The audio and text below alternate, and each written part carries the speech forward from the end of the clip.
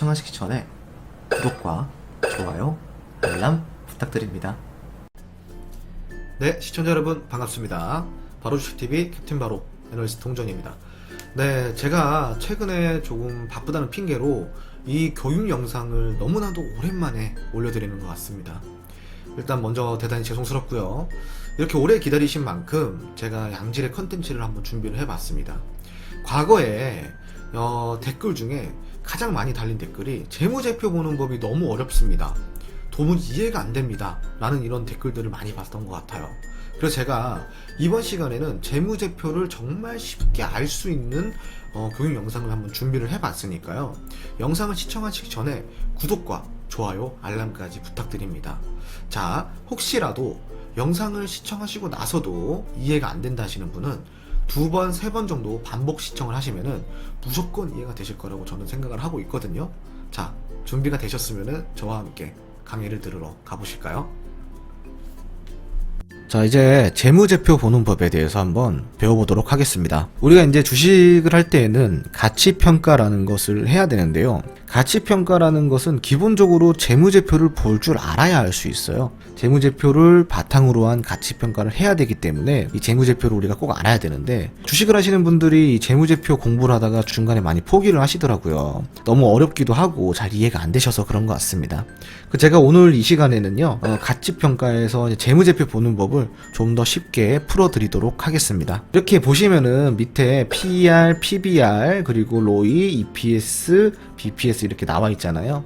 이렇게 한 5가지 정도가 재무제표를 보는 큰 틀이다 라고 좀 이해를 하시면 좋을 것 같습니다. 그래서 오늘 배워볼 주제는 이 EPS와 그리고 PER에 대해서 한번 알아보도록 하겠습니다. EPS와 PER은 재무제표를 보는 가장 첫 단추라고도 할 수 있는데요, 이 EPS를 먼저 한번 배워보도록 할게요. 자, EPS란 무엇인가? 이걸 보고 주당 순이익이라고 이야기를 합니다. 이 주당의 주가 뭐예요? 일주일의 주일까요? 아니죠. 기업이 벌어들이고 있는 이익을 일주로 환산했을 때의 수치이다. 잘 이해가 안 되시면은 이렇게 기억하시면 좋아요. 발행된 주식수가 1000개인 회사가 일주당 도대체 얼마를 벌어들이고 있을까? 그거를 EPS로 계산을 하는 수치다 라고 이해를 하시면 좋을 것 같습니다. 자, 어떻게 계산을 할까요? 기업이 실적 발표를 할 때면은 당기 순이익이 나옵니다. 여러분들이 증권사 어플을 쓰던 HTS를 쓰던 네이버에서 쳐봐도 되고요, 포털에서 검색을 해봐도 되고, 당기 순이익, 한마디로 재무제표에 관련된 이 수치는 어디서든 볼 수 있습니다. 거기에서 당기순이익이라는 게 있어요. 이 당기순이익을 이 회사가 발행한 주식수에 대비해서 나눠가지고 이 EPS 수치를 뽑아냅니다. 그럼 이 EPS 수치가 높아지려면 어떻게 돼야 되겠어요? 당기순이익이 많아져야겠죠. EPS가 높아지면 높아질수록 어떻게? 더 좋은 거다라고 할 수가 있겠죠. 기본적으로 1원을 기준으로, EPS가 1원이라고 쳤을 때 1원을 기준으로 높아지면 높아질수록 돈을 잘 벌고 있는 겁니다. EPS가 1000원인 회사가 있어요. 돈을 잘 벌고 있다는 뜻이겠죠. EPS가 50원인 회사가 있어요. 그래도 일단 벌고는 있구나가 되겠죠. EPS가 1원인 회사가 있어요. 아, 이거 조금 더 벌어야겠는데가 되겠죠. 그런 식으로 기억을 하시면 좋을 것 같습니다. 그럼 이거를 다시 풀어보자면은 어떻게 이야기를 할 수가 있겠습니까? 기업이 한 주당 얼마나 많은 이익을 남기고 있는지에 대한 수치를 알아보는 게 바로 EPS다 라고 기억하시면 좋을 것 같습니다. 자, 그래도 이해가 안 되신다 그러면은 요거 한번 보실게요. 발행된 주식수가 1000개인 회사가 전년도 당기순이익이 2000원이 나왔어요. 그러면은 이 2000원 순이익을 가지고 발행된 주식수로 나눠보는 겁니다.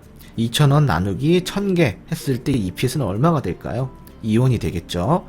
그러면은 회사의 순이익이 1000원이라고 한다 치면은 이 EPS가 어떻게 될까요? 1원이 되겠죠. 이렇게 이해를 하시면은 좋을 것 같습니다. 그 다음에 알아볼 것은 이 PER이에요. PER은 무엇이냐면은, 자, 방금 배운 EPS는 이 회사가 돈을 얼마나 벌고 있는지, 발행된 주식수 대비해서 얼만큼의 수익을 내고 있는지를 알아봤다 그러면은 이 PER은 이 회사가 가진 주가가 적당한지 그걸 보고 있는 겁니다. 다시 이 회사가 갖고 있는 주가를 평가하는 지표다 라고 이해를 하시면은 편할 것 같습니다. 그래서 이걸 보고 우리가 주가 수익 비율이라고 이야기를 해요. 기업의 수익 대비 주가 비율, 기업이 벌어들이고 있는 수익에 비례했을 때 이 주가의 비율이 과연 어느 정도인지 그거를 계산하는 수치다 라고 좀 이해를 하시면 좋을 것 같습니다. 계산법은 이렇게 됩니다. 주가, 이 회사가 예를 들어서 10,000원의 이 주가를 형성을 하고 있다 그랬을 때 주가를 EPS로 나누게 됩니다. 주당 순이익으로 나누게 됩니다. 자, 주가를 EPS로 나눴을 때의 수치가 바로 PER이다.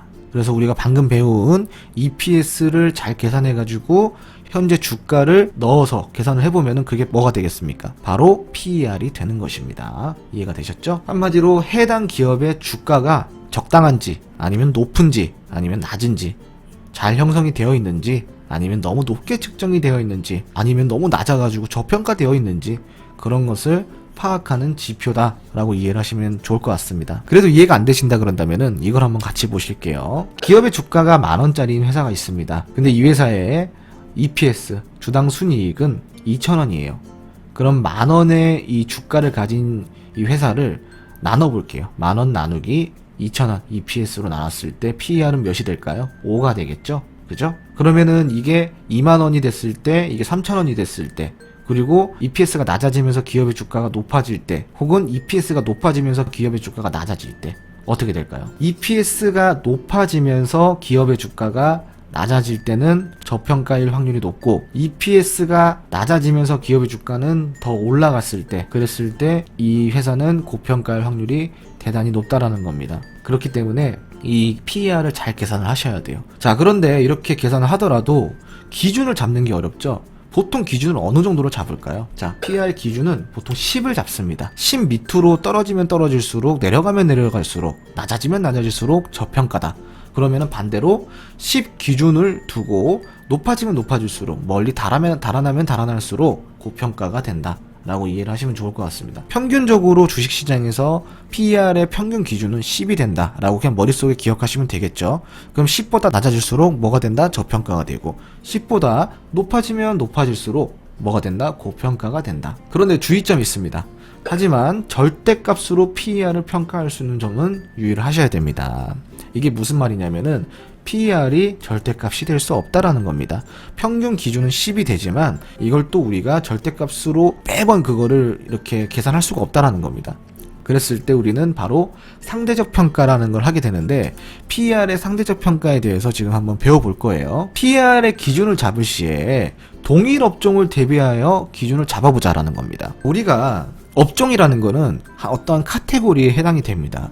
섹터, 그리고 테마, 이렇게 나뉠 수가 있겠죠. 동일한 어떠한 업종을 가진 이런 종목들이 모여 있을 때 그 섹터의 평균 PER을 보면 좋아요. 동일 업종의 평균 PER. 자, 이렇게 동일 업종의 평균 PER을 고려한 평가를 해야 된다라는 겁니다. 예를 들어서 PER이 5인 회사가 있어요. 그러면은 아까 제가 이야기 드린 10보다는 아래니까 다소 저평가돼 있다라고 할 수가 있겠죠. 근데 이 동일 업종의 평균 PER을 보니까 비슷한 5점대로 형성이 되어 있습니다. 그럼 이런 경우는 저평가일까요? 아니면 적당한 수치일까요? 동일 평균을 고려했을 때는 저평가보다는 적당한 주가를 형성을 하고 있다는 겁니다. 자, 그렇게 이해를 하시면 좋을 것 같고, 그래도 이해가 안 되신다 그러면 이거 한번 보실까요? 지금 삼성전자 이렇게 나와 있죠. 그리고 삼성전자의 PER은 28.05로 나와 있습니다. 그러면은 여러분들 생각을 해보세요. 아까 제가 이야기한 10의 기준보다는 한 18 정도가 더 높아요. 그러니까 이 회사가 지금 벌어들이고 있는 돈보다 이 지금 삼성전자가 갖고 있는 발행 주식수 대비해서 갖고 있는 이 주가는 조금 고평가돼 있다라고 할 수 있겠죠. 자, 근데 여기서 함정이 있습니다. 여기 보세요. 업종 PER이 있습니다. 업종 PER. 아까 제가 이야기한 동일 업종의 평균 PER은 34.97로 형성이 되어 있는 거예요. 그랬을 때 이 기업은 다소 저평가되어 있을 수도 있다. 바로 그렇게 계산할 수가 있다는 겁니다. 어때요, 여러분? 쉽죠? 이렇게 우리가 재무제표 보는 법을 배워보고 있는데, 이런 식으로 조금 더 쉽게 다가갈 수도 있다는 점을 고려하시면 좋을 것 같습니다. 그런데 우리가 이제 PER을 상대적 평가를 했을 때 동일 업종 평균을 기준을 잡고 평가를 한다 그랬는데, 이거 이외에도 상대적 평가가 들어가요. 어떤 거냐면은 후행 PER인가 아니면 선행 PER인가, 어떤 것으로 평가를 할 것인가, 후행 PER로 평가할 것인가, 선행 PER로 평가할 것인가, 이걸 두고 또 우리가 상대적 평가를 할 수가 있습니다. 선행 PER, 후행 PER 도대체 무엇일까 한번 알아보도록 할 건데요. 자, 후행 PER은 무엇일까요? 12months, 한마디로 12달 트레일링 자, PER. 과거의 PER이다. 과거. 이게 무슨 이야기냐면은 전년도 1년 또는 현 시점의 과거 12개월의 분기 실적을 기준으로 한다. 보통은 전년도 1년이에요. 그럼 현 시점의 과거 12개월은 무슨 뜻일까요? 예를 들어 지금 2021년 5월인데 현 시점이 지금 현 시점부터 2020년 5월까지의 후행 PER로 계산을 할 것인지 아니면 그냥 2020년도 전체 전년도 1년을 기준을 잡을 것인지 이렇게 또 후행 PER이 두 개로 나뉘는데 보통은 뭘로 할까요? 전년도 1년입니다. 현 시점의 과거 12개월보다는 전년도 1년의 후행 PER을 보는 게 통상적이다. 이렇게 이해를 하시면 편할 것 같습니다. 하지만 과거의 실적이 미래의 실적에 대한 절대값이 될 수 있을까요? 없죠, 당연히. 그죠, 여러분? 과거에 돈을 잘 벌었다고 해서 미래에 돈을 잘 벌 거란 어떤 보장이 있습니까? 없죠. 그랬을 때 보는 게 바로 선행 PER이다 라고 이해를 하시면 좋을 것 같습니다. 지금 보시면은 12달 12months forward PER 이렇게 나와 있죠. 기업의 어떤 컨센서스 또는 리포트를 통한 미래 실적의 추정치의 기준이다. 증권회사의 컨센서스 또는 애널리스트들의 리포트를 통해서 이 기업의 미래 가치를 어떤 추정치를 내놓습니다. 혹은 본인이 어떠한 근거를 바탕해서 미래 실적에 추정을 했을 때 그 기준을 잡고 추정을 해봤더니 지금 PER은 적당한 PER이지만 미래 실적을 두고 봤을 때는 지금도 저평가다 라고 될 수도 있겠고요. 반대로 지금 PER은 다소 저평가된 게 맞지만 미래 실적 추정치 한마디로 올해 혹은 내년에 이 실적이 지금보다 많이 안 좋아질 거기 때문에 지금 저평가라고 해서 사면 안 되겠다. 그렇게 우리가 계산했을 때는 지금 이 주가도 높겠구나 라고 우리가 계산할 수도 있겠죠. 자, 그렇기 때문에 미래 추정치는 말 그대로 예상 수치이고 확정 실적이 아닌 점은 유의해야 된다 라고 좀 이해를 하시면 좋을 것 같습니다. 우리가 이제 이렇게 선행 PER, 후행 PER 배워봤는데요. 자, 후행 PER, 선행 PER에 대한 복습을 바로 시작해 보도록 하겠습니다. 아까 제가 이야기한 12months trailing PER, 후행 PER이죠. 만원의 지금 주가를 형성을 했고 전년도 1000원의 EPS를 달성을 했습니다. 그랬을 때 10배에 해당하는 PER 수치를 기록을 했습니다. 하지만 12months forward PER, 선행 PER 같은 경우는 현재 주가 만원이지만 미래에 어떠한 실적 추정치를 봤을 때 5,000원에 해당하는 EPS를 가지고 있다 라는 기준하에 미래 한마디로 선행 PER은 몇이 될 것인가, 몇 배가 될 것인가 우리가 함께 풀어볼 건데요. 단순합니다. 만원의 현재 주가, 미래 실적에 대한 추정치를 봤을 때 5,000원의 EPS 이렇게 나눴을 때 PER은 만원 나누기 5,000원이 됩니다. 그랬을 때 바로 PER이 2배가 되겠죠. 자, 이렇게 우리가 한번 복습을 해봤습니다. 그러면 이 내용을 토대로 우리가 한번 응용까지 들어가 볼까요? 자, 응용을 한번 해보도록 하겠습니다.